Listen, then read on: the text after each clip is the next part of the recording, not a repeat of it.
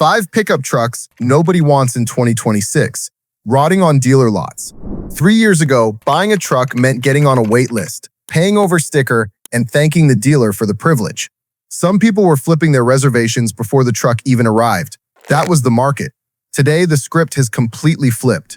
A handful of pickup trucks are sitting unsold on dealer lots for 5, 6, even 8 months at a time.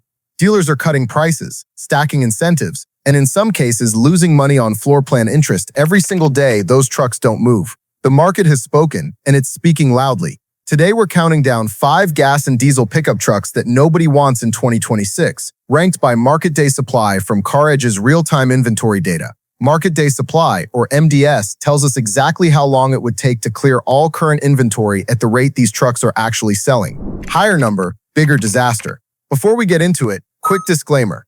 These numbers shift month to month, so treat this as a snapshot of where the market sits right now, not a permanent scoreboard. And one more thing worth saying up front, if you're a buyer, especially if you're shopping for something comfortable, dependable, and low drama, some of these trucks are going to look tempting at the discounted prices dealers are offering. We'll tell you exactly why each one should still give you pause. Every single one. We're going from number 5 to number 1, and that top spot is one of the most stunning failures in the truck market right now. Let's get into it.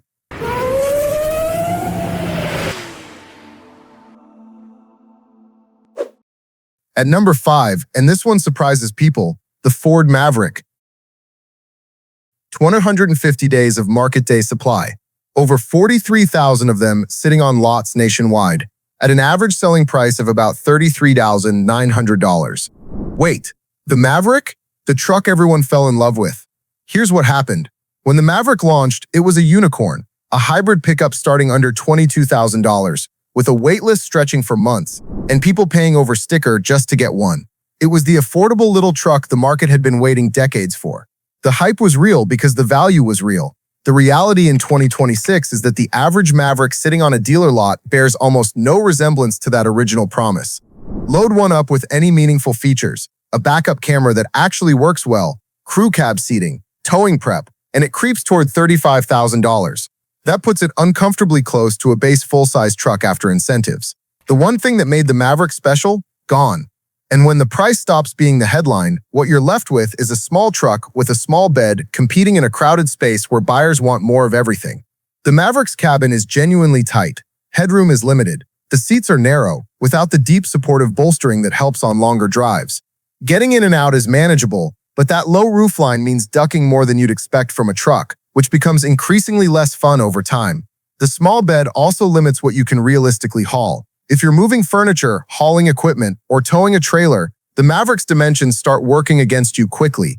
The Maverick isn't a bad truck, but without the cheap price that made it great, there's not enough reason left to choose it, and 150 days on dealer lots proves it. At number 4, the Ram 1500. 15.5 days of market day supply, and the volume here is staggering, nearly 67,000 units sitting unsold across America. That is the most raw inventory of any truck on this entire list. Average price about $60,000. Here's what makes this one confusing at first glance. The Ram 1500 has a genuinely impressive interior, soft touch surfaces, a massive infotainment screen, and one of the smoothest, most car-like rides in the full-size segment. On paper, it should be moving. It isn't. And it comes down to one word: trust. Stellantis, Ram's parent company, has been hemorrhaging buyer confidence. The engine saga alone would have been enough. Ram quietly killed the legendary Hemi V8 that buyers knew and loved, replaced it with the turbocharged Hurricane Inline-6, watched buyers revolt, then publicly announced the Hemi was coming back. That reversal tells you everything about how badly that gamble landed.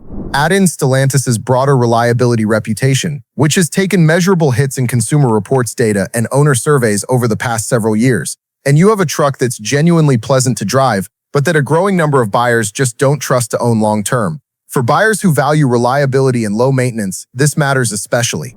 If you're making a long-term truck purchase, the kind where you expect one vehicle to serve you reliably for 10 to 15 years without unwanted surprises, Stellantis' current track record demands scrutiny. For buyers on a fixed budget who can't easily absorb unexpected repair bills, the brand's ongoing quality reputation is a real risk factor that discounted sticker prices don't eliminate.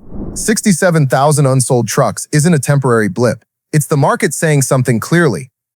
At number 3, the Nissan Frontier. Dense 56 days of market day supply. Over 21,500 sitting on lots at an average price of about $39,950. And this one stings a little, because the Frontier deserves better.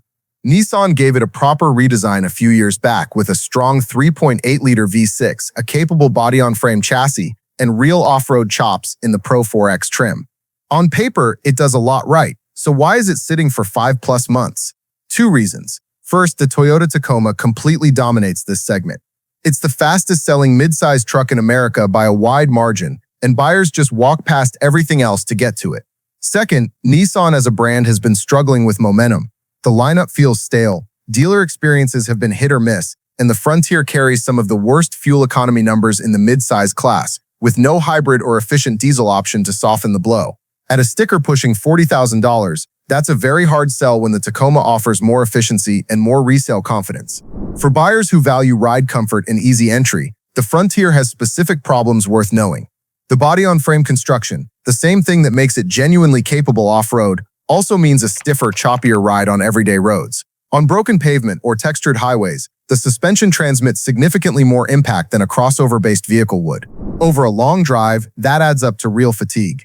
Step height is also notable. The 4x4 configurations, which make up a large chunk of dealer inventory, sit meaningfully higher off the ground. If ease of entry and exit is a priority, the Frontier makes you work for it on every single trip. And for buyers who prefer simple, readable displays, earlier Frontier trim levels shipped with smaller, lower-resolution screens that feel dated next to competitor setups. It's not a deal-breaker, but it matters when you're spending close to $40,000. Great truck, wrong market, the data has spoken. At number 2, the Hyundai Santa Cruz. Down into 222 days of market day supply. Over 10,000 sitting unsold at an average price of about $36,400. Here's the headline that explains most of those 22 days. The Santa Cruz is being discontinued.